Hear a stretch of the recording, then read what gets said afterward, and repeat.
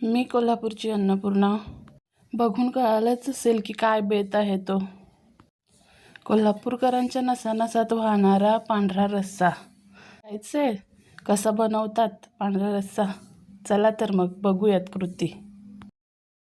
अर्धा kilo chicken छान स्वच्छ करून घेतलेलं आहे. त्याच्यामध्ये मीठ आणि आलं लसूण पेस्ट टाकून छान मॅरिनेट करत ठेवायचं आहे ॲटलिस्ट अर्ध्या तासासाठी. त्यामध्ये हळदीचा वापर करायचा नाही आहे. चिकन शिजवण्यासाठी पॅनमध्ये 2 चमचे तेल आणि खडे मसाले घालून चिकन छान परतवून घ्यायचं आहे. आणि आपण करणार आहोत त्याच्यानंतर आपली मॅजिकल स्टेप, ती म्हणजे ताटाच्या वरती आपण पाणी ठेवणार आहोत व त्याच्यामध्ये चिकन शिजवायचं आहे. याने चिकनची टेस्ट खूप वाढते. वरच्या पाण्याला छान उकळी आली की तेच पाणी आपण चिकनमध्ये ओतून घेणार आहोत. त्याच्यामध्ये चिकन शिजणार आहे आपलं चिकन शिजतच आहे तोपर्यंत आपण बनवून घेऊयात नारळाचं दूध.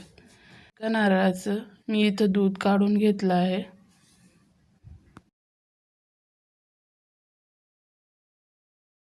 चांगलं घट्टसर 1 ते 2 वाटी आपल्याला इथं नारळाचं दूध घ्यायचं आहे. चिकनचं सूप त्याच्यासोबत आपण वेगळं करून घेणार आहोत. त्याचबरोबर आता आपल्याला पुढची स्टेप करायची आहे, ती म्हणजे मी इथं घेतलेले आहेत तीळ, थोडे काजू, थोडा कोकोनट आणि लसणाच्या 10-15 पाकळ्या. हे सगळं आपल्याला बारीक पेस्टमध्ये वाटून घ्यायचं आहे जेणेकरून त्याचा व्हाईट मसाला तयार होईल. करूयात आपण पुढची प्रोसेस. इथं मी पॅन गरम करून त्याच्यामध्ये 2 चमचे तेल टाकत आहे. त्याच्यामध्ये बघू शकताय ड्राय मसाले आहेत. याच्यामध्ये मी हरी इलायची दाखवायची राहून गेली आहे, पण ती महत्त्वाची आहे पांढऱ्या रश्श्यासाठी. त्याची टेस्ट खूप छान लागते. हे छान तडतडलं की त्याच्यामध्ये आपण आपला मसाला ओतणार आहोत. 1 मिनिट हा मसाला छान परतवून घ्यायचा आहे. उकळी आली की त्याच्यामध्ये आपण चिकनचा स्टॉक घालायचा आहे व चवीनुसार मीठ घालायचं आहे. बघू शकता याला छानसं 4 ते 5 मिनटं उकळी काढून घ्यायची आहे. सूपला जर रिप्लेस करायचं असेल तर आपण नक्की आपल्या महाराष्ट्रीयन डिशेसमध्ये जे पारंपरिक आहे पांढरा रस्सा, त्याची रिप्लेसमेंट आपण करू शकतो. गॅसची फ्लेम थोडी कमी करायची आहे आणि त्याच्यामध्ये आपण घालून घ्यायचं आहे आपलं नारळाचं दूध.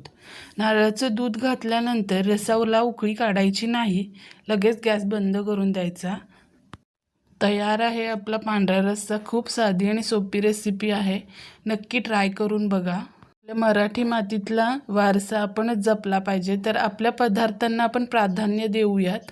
आणि अशाच नवनवीन रेसिपीजसाठी कोल्हापूरची अन्नपूर्णा चॅनलला नक्की लाईक, शेअर आणि सबस्क्राईब करा. आणि व्हिडिओ आवडला असेल तर कमेंट नक्की करा. चला तर मग भेटूयात आपण अशाच एका नवीन रेसिपीसोबत.